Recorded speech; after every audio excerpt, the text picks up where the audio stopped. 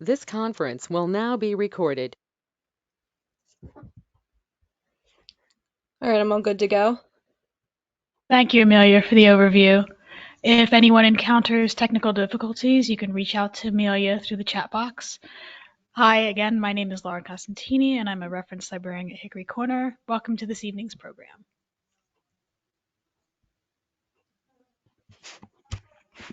All right. Hi, everyone. My name's Leah. I'm a wildlife biologist with the Conserve Wildlife Foundation of New Jersey. Thank you all for joining tonight. To give a little background about myself, I went to Rutgers and got a degree in ecology, evolution, and natural resources. I started working with bats in 2018 with one of my professors, and then in 2019, Conserve hired me on as part of an internship. And then in 2020, I got hired on as part of the staff, and I've been working with bats ever since. So to kick off tonight, sorry if my cat keeps bumping into the computer, we will start off with, what are bats? Bats are mammals like you and I, our dogs, our cats, our cows, and whales. They give birth to live young, they are warm-blooded, they produce milk, and they have hair or fur. However, contrary to popular belief, bats are not rodents. They're in their own order called the Chiroptera, which means hand wing in Latin, and their wings are just modified hands. They have all the same structures as you and I, just shaped differently. And in this picture of their wing, you can see their long fingers, and at the top they have a hooked thumb, and their wing membrane is very, very thin. There's over 1,300 species of bats found throughout the world. In the US, we have 47 species of bats, and in New Jersey, we have 9 species of bats. They're an incredibly diverse group of mammals. They make up 1/4 of all mammalian species, and they all look pretty different from each other, and they all serve different purposes. Some have big ears, some have small ears, some have big eyes, and some have tiny eyes. Some are fuzzy, and some have a funky hairdo. Some are naked, some are cute, and some are pretty darn ugly. The smallest bat and the smallest mammal found in the world is the bumblebee bat found in Thailand. This bat weighs about 2 grams, which is less than a penny, and has a wingspan of about 2 inches. It's basically the size of a human thumb. And then on the opposite end, we have our flying foxes, which are the largest bats in the world, found also in Thailand and other South Asian countries. Their wingspan can get the same wingspan, about the same size as like a bald eagle, so about 5 feet on average. But the largest is the giant golden crown flying fox, which has a wingspan of about 5 feet 6 inches, which is very, very large. And they're pretty cute too. They look like foxes. So bats are cool, and they use echolocation to be able to navigate nighttime and catch their prey. What they do basically is they emit a high frequency call, and this bounces off objects and comes back to them in an echo. And they're able to navigate, forests and pinpoint their prey that are flying, and they can see down to basically the size of a human strand of hair. And they eat a lot of different insects, like this locust or katydid, a moth. Some will hunt fish. Some are big enough to hunt frogs. And here is a bat that's talking. I don't know if the audio will work, but this is one of our big brown bats found in New Jersey. And their echoes are pretty high pitched, so sometimes people that are older can't hear it, but in the nighttime, if bats are flying overhead, you can sometimes hear them talking. So bats are different from rodents, even though they're not related. People think they are, and you think of an animal that's so small wouldn't live so long, but a little brown bat was actually captured, tagged, and then recaptured 28 years later, so they can live a pretty long time for an animal their size. And they also reproduce really slowly for an animal their size. So a lot of our bats in New Jersey only have about one baby a year. Some of our migratory species, which I'll go into later, can have triplets or twins, but most of the time, a lot of our cave hibernating bats will only have one baby a year. And here's a pregnant eastern red bat. So this is one of our migratory species, and you can see her swollen belly. So she probably has twins or triplets in there. So who are our bats found in New Jersey? So we have 3 part-time residents, which are our migratory species, the silvered hair bat, the hoary bat, and the eastern red bat. The hoary bat is my favorite bat. And then we have our full-time residents, the northern long-eared bat, the Indiana bat, which are both endangered species, the tricolored bat, the eastern small-footed bat, the big brown bat, and the little brown bat. So these are also all cave hibernating bats. They go into caves and mines in the winter time and will hibernate inside them and come out in the spring. So what does the life in a New Jersey bat look like? So around the winter and fall time, our cave hibernating bats will go towards their hibernaculums around late summer, early fall, and they'll live in there and come out at night to feed for those few couple months before it starts to get cold. And right before it gets cold, they'll actually form a mating swarm where they'll mate with each other. And the cool thing about bats is the females will, you know, mate, but they will delay pregnantation. They will delay fertilizing those eggs until the spring. So they're actually like not pregnant throughout the winter. In the springtime, they'll get pregnant and then they'll have their babies in the summer. And during the winter, they go into hibernation with a form called torpor, where their metabolism drops to the bare minimum. Their body temperature drops to the ambient air temperature. Their heart beats only a couple times per minute, and they only breathe a couple times per minute. And here's a picture of a hibernating bat. The one on the left is actually a picture I took, and those are 2 tricolored bats. We went into a cave about 2 winters ago and saw them, which was pretty cool. It was my first time seeing tricolored bats. And then on the left is a little brown bat, and you can see that the condensation on the bat's fur from all the dew inside there. It's actually pretty. Inside caves are not super cold. It probably gets down to about 45, maybe even 50. Sometimes they'll get a little bit colder, but pretty cool in there. And in the springtime, they will wake up from hibernation. The female bats will separate from the male bats and go towards their summer roosting grounds. The male bats will form small bachelor colonies, about 2 to 5 bats, or they'll stay single for the summer. And then females form maternity colonies where they'll raise their young together. The migratory bats will come back, and they a lot of the times will roost underneath foliage. A lot of our little brown bats and our big brown bats are the bats you normally find inside your homes. They're usually building dwelling bats. Sometimes they'll be in your attic, behind shutters, under eaves. Some also like underneath loose bark. We'll find bats underneath bridges, in dead trees. And sometimes some will stay inside the mines or caves and come out during the night and feed. Here's a picture of a bunch of big brown bats that are in someone's attic, a bunch of females. And sometimes they pick a really weird place to live, like in between this person's window. So what are some of the benefits of bats? So all of New Jersey bats are insectivorous, which means they only eat insects, and they're our only nighttime predator of insects. And a little brown bat can eat up to 3,000 insects nightly, which is a lot of insects for one single bat. So if we didn't have them, we'd have a lot more insects flying around at nighttime.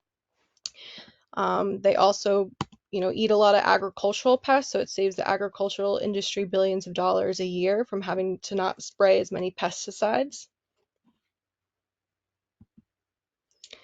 And other bats, not in the US, but down in like South America and other countries, are also really great pollinators. And they have their own special adaptations that make them great pollinators. So some of them will have really long tongues to drink nectar. They'll get pollen on them and spread that pollen to other plants to produce fruit. You can thank, if you like tequila, you can thank the bats because they pollinate the agave plants. And some other benefits, there's a lot of vampire bat saliva was used in blood thinner research, and their echolocation was used in sonar research. And their poop is actually really great fertilizer. You can buy it on Amazon. That price might be a little outdated. I think I looked that up last year, but it's around $12. It's good for your garden. Has a lot of phosphorus and nitrogen.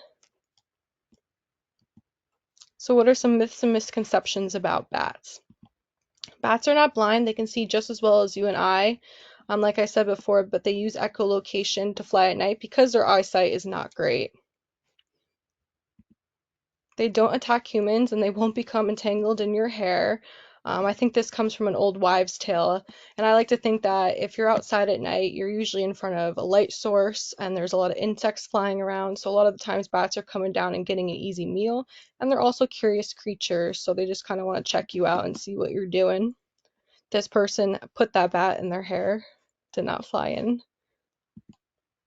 And there are no vampire bats in North America, and they don't feed off humans. They're actually found in South America, and I believe there's only 3 species of vampire bats. And they're pretty cool. They usually only feed on farm animals, and they just usually lap up a little bit of blood. And they're altruistic, which means they're kind of like honeybees in a sense, where they kind of do things for the greater community of their family, even if it's at a detriment to themselves. So sometimes if they go back to their roost at night and someone else in the family didn't get enough, food that evening, they'll actually regurgitate their blood that they fed on and give it to them. Not all bats have rabies. Less than 5% of the bat population will contract rabies. A lot of times people think they associate bats with rabies is because if you have bats roosting in your attic, and one contracts rabies, they don't want to give it to the rest of their, friends and family.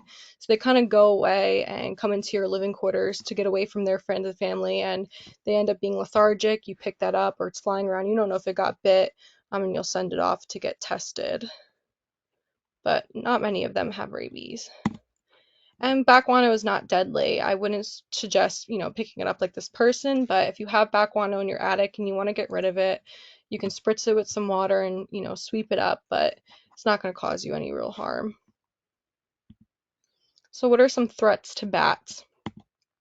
So white nose syndrome was and still is a huge issue for our cave hibernating bats.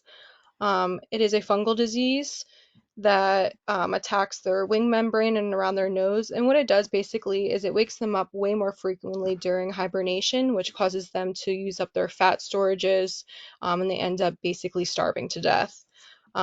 This was introduced in around 2009 in a cave in New York and is now spreading more westward. As you can see, there is mass mortality. So there's a cave up in Rockaway, New Jersey, up in North Jersey, that before this hit, had about 30,000 bats, I believe, and now there's about 300 bats left in that cave. So they had about a 98% decline in their populations. And here's a map of kind of where it's spreading, so you can see the blue is kind of where it originated, and now it's moving westward. The positive news I have is that we don't think it's really affecting our bats anymore. The population kind of has stabilized. The bats that have survived to pass along genetic material to help cause them to, kind of live. We think the bats are getting fatter before they go into hibernation, so if they do contract white nose, they're able to not starve. And some of them aren't really affected by it anymore. Also, wind energy is a huge issue for migratory birds and bats and causes about 500 bat deaths a year. A lot of power companies will, turn down the wind turbines during peak migration season. But what it does is basically kind of forms like a vortex, and the birds and the bats will kind of get sucked in. And a lot of hoary bats kind of get curious around it too, so they kind of just fly around like trying to check out what that is, and they end up getting hit. And then habitat loss, like a lot of animals in the world, if they don't have a place to live, there's no place for them to get food, they're not going to be able to survive. And the Indiana bat was listed as endangered mainly due to habitat loss. So what do I do at my job at Conserve to help protect bats? So we run a bunch of different bat projects, bats in buildings. So if people have bats and want to get rid of them, they'll usually hire pest company to do an exclusion, where they basically put up this device where the bats are exiting from, and they'll fly out, but they can't fly back in. And we'll provide people with bat boxes, because bats really like to come back to the same spot year after year. They have really high site fidelity. So if you don't put up a bat box, your neighbors will probably get your bats. We also do mist netting and radio telemetry, summer bat count, and acoustics. So what is mist netting? Mist netting is one of my favorite projects that we do. We go out about 10 times throughout the summer and set up these big nets where the bats will fly into them, and then we'll extract them from the nets and get data. And here's a video, so I'll kind of explain what's going on during it. So after they fly into the net, we take them out, put them in a bag, and then we want to get data on them. So we will weigh them. We want to sex them to see if they're a male or a female. Males are pretty obvious. And then if it's a female, we want to know if it, is pregnant, if it had babies already, if it's lactating, or if it's post-lactating. When you look at their nipple, as you can see there, it's kind of bare, so she's post-lactating, because you don't really see any dried milk. We will also measure their forearm to get a measurement. We will also band them. 46.5. And this band lets us, ID the bat. There's been a couple times where we will recapture bats, and this band allows us to look back on our data, or if we capture someone else's bat, we're able to find where this bat originated from. Yeah. We then check its wing to see if there's any scarring from white nose syndrome. We're also able to age the bat by a joint in their finger. And they're usually pretty angry when we take them out of the nets too, so they usually are yelling at us.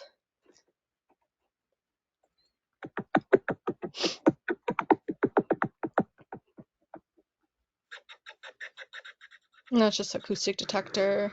And then we let them go. We usually don't hold on to the bats longer than 30 minutes. And if we capture an endangered bat, like a northern long-eared bat, or a little brown bat, which is a threatened species, we will put a radio transmitter on them, because we want to know where they're roosting.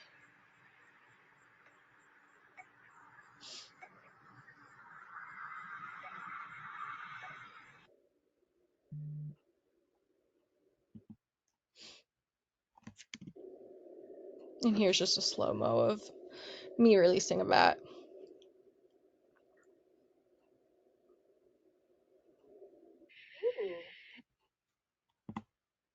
So this is what a radio transmitter looks like. They're very small. They have to weigh a certain percentage of the bat's body weight, or we can't put it on them, so they're able to fly around.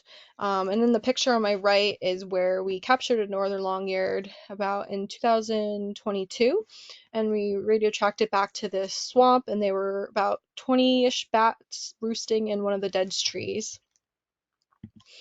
So this is what the radio transmitter looks like when it's on the bat. We glue it to the bat's back, and then we spray some baking soda over it and put the hair back, and you can see the long antenna hanging out by the bat's butt. These usually last about 7 days. The transmitter will fall off, and then we usually try to receive it before it dies. But it doesn't bother the bat too much. And then we also wrap it up in a little bat burrito to, make sure the glue's adhered to the bat, so the radio transmitter doesn't fall off or cause any problems. And here's another picture of when we put the fur back over. And you can see the small, thin antenna hanging out the back. This is one of our little brown bats that we captured that same year and radio tracked back to actually someone's house who was living in their attic. And the northern long-eared bat. You can see they both have pretty long ears, but the northern long-eared bat's ears are pretty significantly longer, and it's kind of got a pointed tragus. And they're very small. They're very small bats. We actually don't have to wear thick leather gloves when we handle them, because they can't really puncture through even nitrile gloves. And here's another picture of that swamp. And then we also do a mobile acoustic route. So this is a volunteer-based program that we have people drive the same designated routes year after year. And we put this microphone attached to your windshield, and it basically picks up bat calls as they're flying over, and we're able to tell what bats are in the area and kind of get an idea of how many. And we are able to see, population trends year after year. And like bird calls, all bats have different types of calls too, so they all look a little different when we run it through a software program. So when they fly over, the microphone picks it up, and then we have a detector that's attached to, and it saves all the recordings, and we run it through a software program. And also we manually vet it as well, because the software program's not 100%. And it gives us these cool graphs. You can see here they all look a little bit different from each other.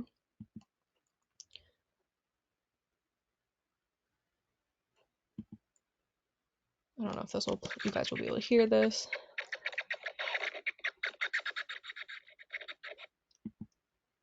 And here's a northern long-eared that's very angry.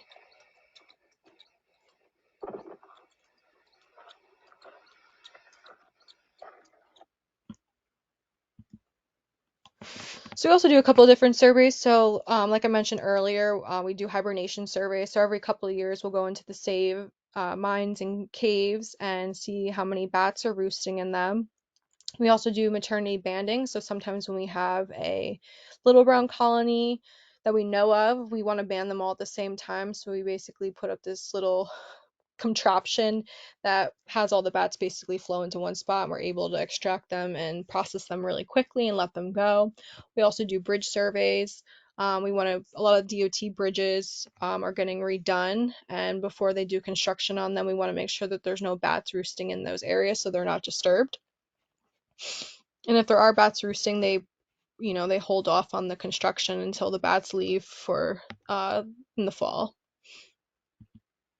So what can you do to protect our bats? So you can evict bats properly or accept your bats. If you want to get rid of your bats on your property, find a pest control company that, I think it's on the state's website, that follows the guidelines. You can keep it natural by planting native plants, which attracts, all the insects that bats feed on. Or you can provide alternative homes. If you just want to have a bat box on your property to potentially attract bats, you can install one. There's good resources online, or you could always reach out to Conserve as well. I would recommend, though, that you always post. The best place to put them is on your house and in a sunny area. They like to be really warm. On a post or a pole is really good too. They have to be about 12 to 15 feet off the ground, southwest facing, just so they can get maximized sun. I don't recommend putting them on a tree. I've never seen a bat house used by bats that were on a tree. I have seen flying squirrels in them if they're on trees though, or just wasp nests. And that's because trees usually have, branches hanging over that blocks the sunlight, so they're not getting as warm. And then also it's easier for predators to get up there and potentially harm the bats. And then it's also, if you do want to evict your bats, you can't do so through certain months, which is May 1st through July 31st. And this is because that is when bats have their babies.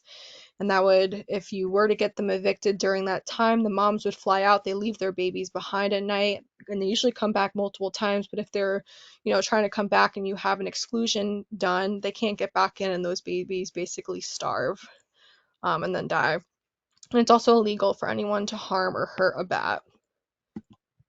And you can also can also support our work. We're a nonprofit, so we, run a lot on donations and grants. And yeah.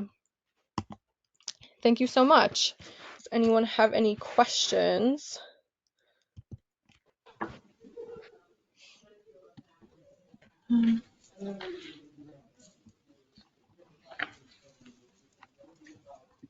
Hi. So,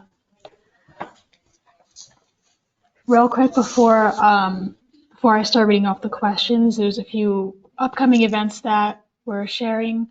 If you're spending more time outdoors as the weather gets warmer, this upcoming event may interest you. On April 15th from 6:30 to 7 o'clock, join us for our helmet and bike safety workshop, where you'll learn about the importance of protecting the brain while riding a bike, as well as bike riding skills, presented by Noelle Santos, Public Education Coordinator with Brain Injury Alliance New Jersey. Additional programs coming up this month and later this spring include AT&T's Pole Farm and Transformation in Mercer Meadows, Debunking the Disguises, Understanding AI, and learn about New Jersey State Library resources. Also, we're happy to announce the My MCLS NJ app is back. With the app, you can browse our catalog, get recommendations, access your library card barcode and account, place and suspend holds, renew your checkouts, search MCL's e-resources, and much more. Please refer to our website, www.mcl.org, or our app, which can be found at mcl.org/catalog/mymclsnj. Our first question comes from Moses Chung, who asks, do the bats in New Jersey eat the spotted lanternflies? So there's actually a Rutgers student who has been doing research, and she has found spotter lanternflies in the bat's guano. So yes, they do sometimes eat spotter lanternflies. I don't think it's a significant amount to, have hopes that they'll eventually like help the population of spotter lanternflies go down. But yes, they do. They have been seen eating spotter lanternflies. Okay. Second question is from Lois, who asks, do female bats care for their young? Yes, so they sometimes will actually fly with the babies on them, but especially our migratory bats who are usually roosting underneath foliage and on trees. So they'll usually have their young attached to them and they're, nursing from the mothers. And then a lot of our other bats are roosting in, different buildings or in attics, kind of leave their babies hanging on, in the attic while they go out and feed, and then they'll come back and feed the babies. Okay. Breck asks, will bats avoid a bat box with latex caulk even if it is years old?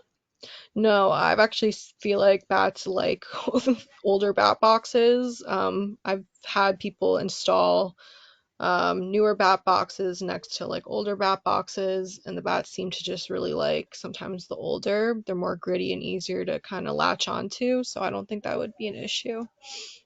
Okay. Donna asks, what kind of wing injury does WNS cause?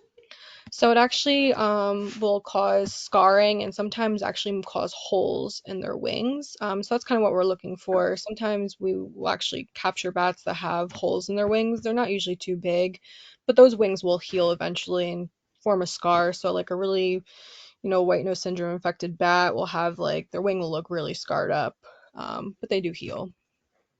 Okay. Aaron asks, are all of the bats found statewide?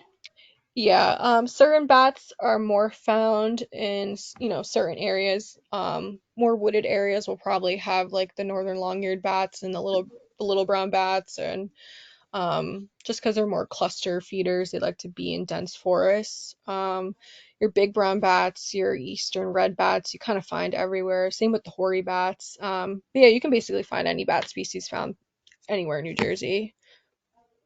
Okay. Next, Betty asks, where can we witness bats exiting their caves to hunt? Um, the best public known bat cave is the Hibernia Cave in Rockaway Township. Um, they'll probably be actually leaving the caves pretty soon, so that would be your best bet. I'm from North Jersey, so I don't really know too many like public caves down in South Jersey, but Hibernia Mine in Rockaway Township is your best bet. Okay. Moses asks, is the white nose syndrome caused by bacteria or virus? It's actually a fungal disease, so neither.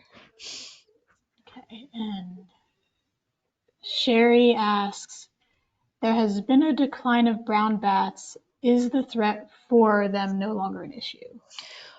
They seem to be the least affected by white nose syndrome, but like I said, when their populations got basically wiped out, it's really hard for them to rebound because they only have one baby a year. So that's going to take a really long time for their population to start to increase.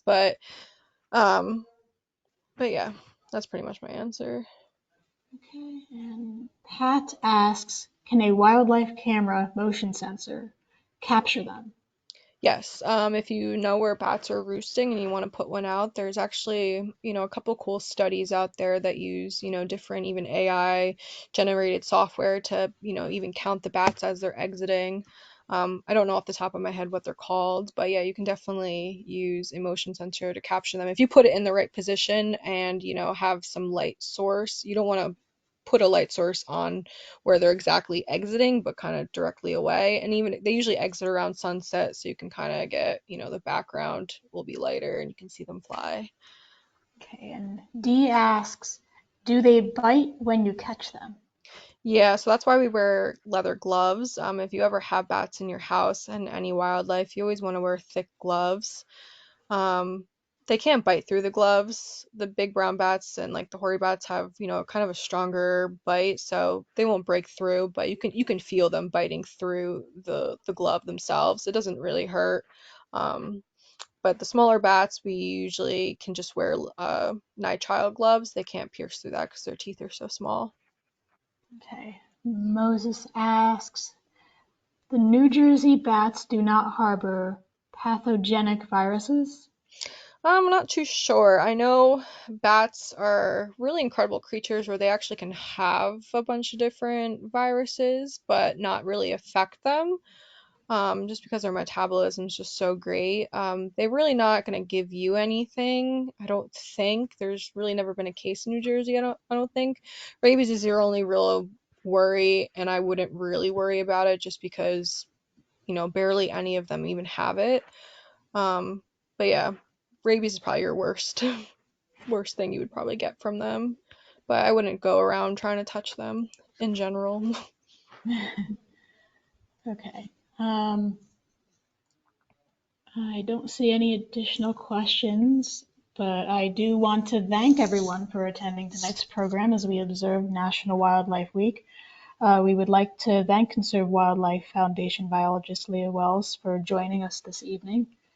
Um, Under bio, you said quite a bit of this yourself too, but what I have is that you're an assistant wildlife biologist with the Conserve Wildlife Foundation of New Jersey.